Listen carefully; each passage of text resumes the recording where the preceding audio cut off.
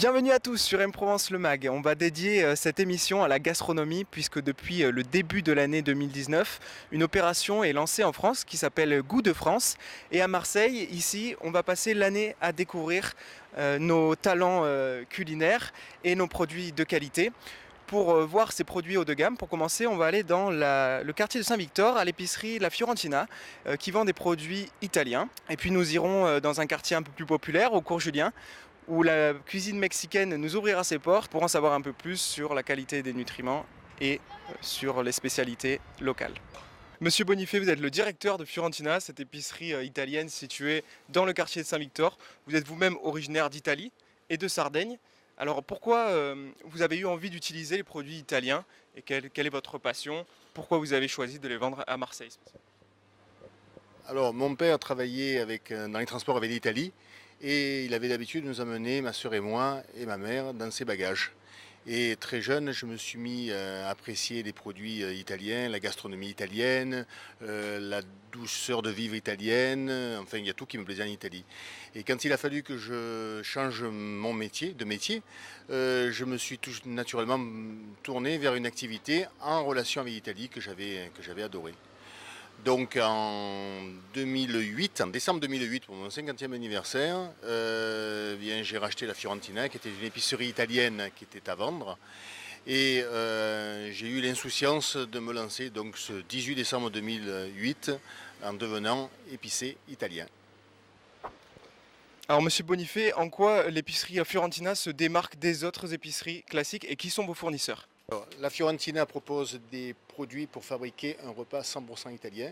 Ça va des antipasti en passant par la charcuterie, en terminant par les dolci. Il y a les pâtes, les fromages comme le parmesan, le pecorino, les bufala et les vins, puisque nous avons à peu près une soixantaine, entre 60 et 80 vins italiens différents.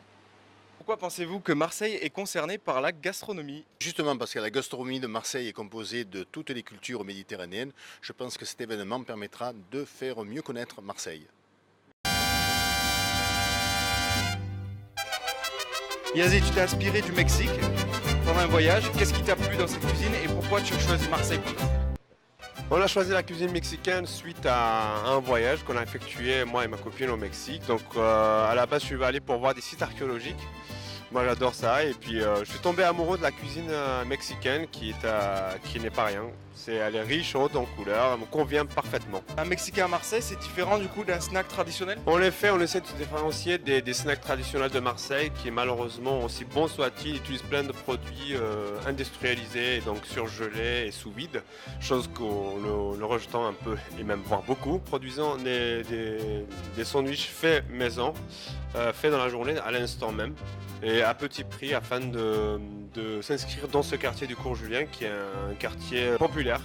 Donc nous voulons aussi, de notre façon de cuisiner, travailler de manière engagée et permettre aux habitants du quartier de manger quelque chose de bon, de frais et pas cher. C'est d'habitude on a souvent des kebabs, les fast-food, et venir là c'est des recettes qui changent quoi. Et puis ça a l'air meilleur aussi, plus frais, plus voilà les compliments classiques, mais oui ça change beaucoup de ce qu'on trouve habituellement dans la ville. Ouais. Le maïs, les haricots, voilà, c'est bon, ça change. Et ouais, c'est bien, c'est frais, c'est moins cher aussi. Ouais. C'est agréable, voilà, on se sent bien ici. Yazid, qu'est-ce que tu vends ici le mieux et où est-ce que tu te fournis? Alors chez un Mexicain à Marseille, on vend de la sandwicherie mexicaine bien sûr, et on se fournit dans les marchés locaux tels Noailles ou le Cours Julien, qui nous fournissent des produits frais qui arrivent et qui sont des arrivages du jour. Comme vous voyez ici sur notre carte, nous vendons principalement des burritos et des quesadillas, qui sont deux grands sandwichs bien copieux, et avec des salades et des petits sandwichs ou des accompagnements, et bien sûr des petits apéritifs qu'on appelle communément les nachos. Alors Marseille va passer l'année à découvrir des cuisines originales pour l'année de la gastronomie. Tu fais partie de ces cuisines originales. Pourquoi est-ce qu'on peut parler, tu penses, de gastronomie à Marseille? Alors, c'est une très bonne nouvelle, donc ça permet à notre ville, longtemps critiquée pour le manque de diversité, alors que c'est une ville de diversité et de couleurs.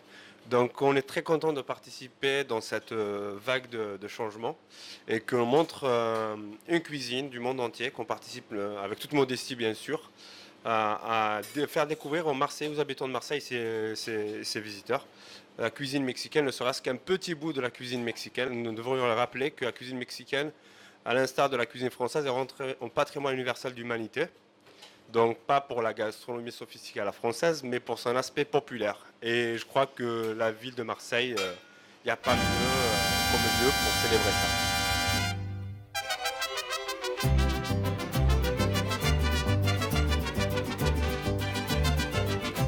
Pour la deuxième partie de cette émission, M-Provence vous emmène visiter la Savime.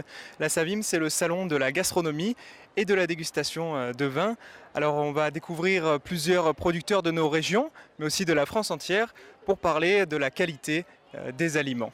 Frédéric, vous êtes apiculteur récoltant dans les Alpes de Haute-Provence. Votre entreprise s'appelle la Danse des Butineuses. Et alors, on se demande comment trouver du miel de bonne qualité et comment savoir si c'est vraiment l'or des abeilles. Même nous, pour nous professionnels, c'est difficile et compliqué de savoir si un miel est de meilleure qualité plutôt qu'un autre. Et il faut déjà se fier à l'origine du miel, déjà produit de France, déjà, donc ça c'est important. Et bientôt, l'appellation va changer, ça sera produit en France. Ça veut dire que les industriels, s'ils veulent vendre du miel produit en France, eh bien, ils ne pourront plus le couper avec des miels qui viennent de l'étranger. Et puis après, quoi qu'ils fassent, peu importe, mais nous, on sait déjà que sur l'appellation, déjà on est carré. Après, moi, tous mes miels de production, parce que je ne peux vendre que mes miels de production, je n'ai pas le droit d'acheter pour revendre, c'est pour ça que je suis apiculteur récoltant. Et pour être garanti, pour garantir que mon miel est de bonne qualité aussi, et respecter les appellations, thym, romarin, acacia, je fais analyser tous mes miels dans un laboratoire qui est agréé devant les tribunaux et qui me autorise à vendre mon miel d'acacia de France, mon miel de romarin de France. Et donc l'appellation est certifiée et l'origine aussi. Donc au moins il n'y a pas de tromperie au niveau des clients. Donc ça c'est important. Et c'est ce que tous les apiculteurs devraient faire dès aujourd'hui, quoi. Moi je le fais depuis quelques années, donc c'est très très bien et les gens ils sont reconnaissants par rapport à ça aussi. Ils savent. Et surtout bien regarder donc l'étiquetage. Voilà, produit de France pour l'instant et déjà vous pouvez être assez confiant et surtout récoltant. Ça c'est important. Autre que le miel à déguster, il y a d'autres utilisations. On voit sur votre stand. Vous pouvez nous parler de ces produits dérivés du miel? Après moi j'ai un sapé de cuisine. Donc plus on peut faire de produits dérivés à base de miel, mieux c'est. Puis en plus les gens sont à la recherche de ces produits-là, comme le vinaigre, les moutardes améliorées avec du miel dedans. Comme je fais mon vinaigre, je fais mon hydromel aussi. Donc vous voyez, ça c'est important aussi, ça change, ça remplace un petit vin blanc sucré. Quelles sont les vertus, les grandes vertus du miel? Les miels, tous les miels quasiment, ils devraient même être tous reconnus par la médecine, puisque tous les miels cicatrisent.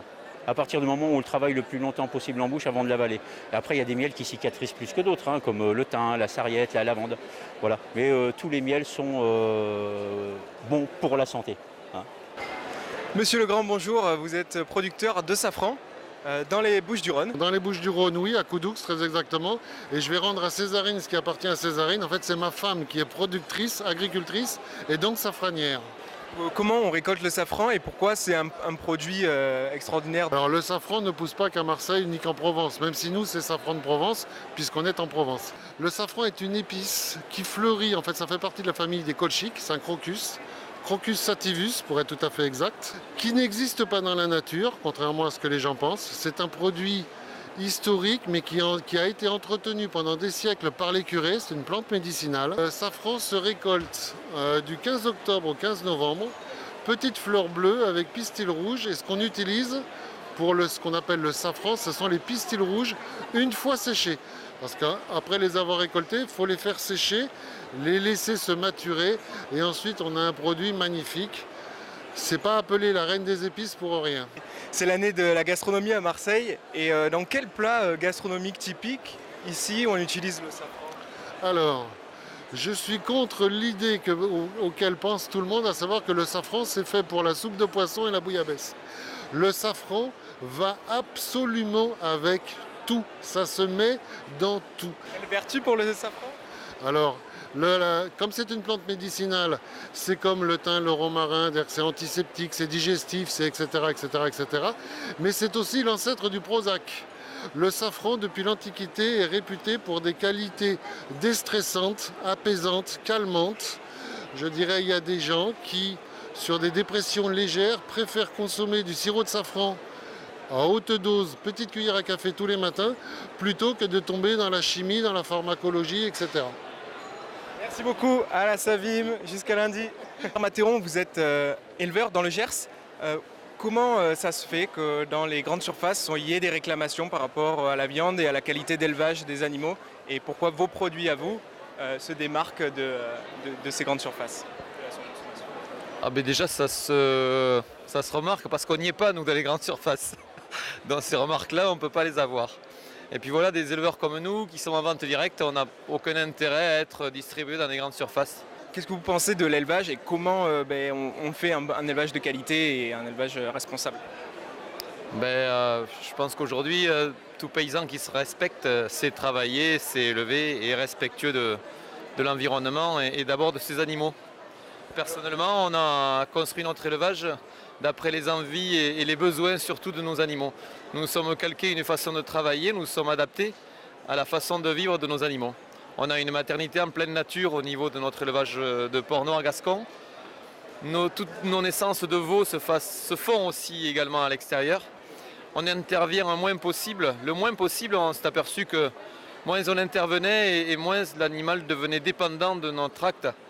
Et les instincts maternels, naturels, se développaient mieux dans le sens où on n'est pas présent. Nous représentons 4-5 fruitières sur les Savoie et Haute-Savoie. Voilà, nous sélectionnons les bons produits aux bons endroits, au bon moment. On a une gamme de fromages bio, donc c'est environ, selon les années, 70 à 80% qui sont présents sur notre stand, et quelques produits conventionnels que nous sélectionnons dans les petites fruitières, les fermes, et une petite coopérative laitière qui a vraiment un savoir-faire. Comment choisir un produit de qualité et pour essayer de délaisser un petit peu les grandes surfaces et les produits de surconsommation qui sont malheureusement parfois un peu de basse qualité? À partir du moment où le produit est bio, il correspond à un cahier des charges qui fait que le produit est de qualité. On va vous citer 2 ou 3 exemples dans la façon dont les animaux se nourrissent. Des fois, on ne se pose pas la question sur des produits fermiers parce qu'on les voit dans les paîtres, on les voit dans les pâturages. Donc, voilà, tout est sain et naturel. Mais je veux dire, on leur donne dans la bio, je veux dire, on doit leur donner des fourrages qui sont sélectionnés autour d'un périmètre d'exploitation. Je veux dire, c'est très, très contrôlé. Voilà. Ensuite, de la façon dont les animaux sont soignés, on ne doit pas les soigner avec des antibiotiques, mais par homéopathie. C'est plein de petits détails qui font que sur le traitement des animaux, sur la nourriture des animaux, tout est rigoureux. Quels sont les lieux où on trouve des enseignes telles que la vôtre? Il y a plusieurs lieux sur les Savoie, Haute-Savoie. Il faut savoir tourner. Nous, on a cette expérience, ça fait depuis 20 ans qu'on fait ça. Donc on sait, comme je vous disais, trouver les bons produits aux bons endroits et au bon moment aussi. Il y a des périodicités où les produits sont meilleurs que d'autres. Merci d'avoir suivi cette émission sur M Provence le Mag. On espère que vous en ayez appris un petit peu plus sur la qualité des produits et sur ce qui se fait en termes de gastronomie à Marseille. Vous pouvez nous rejoindre sur la page Facebook M Provence et sur le site mprovence.com. À bientôt.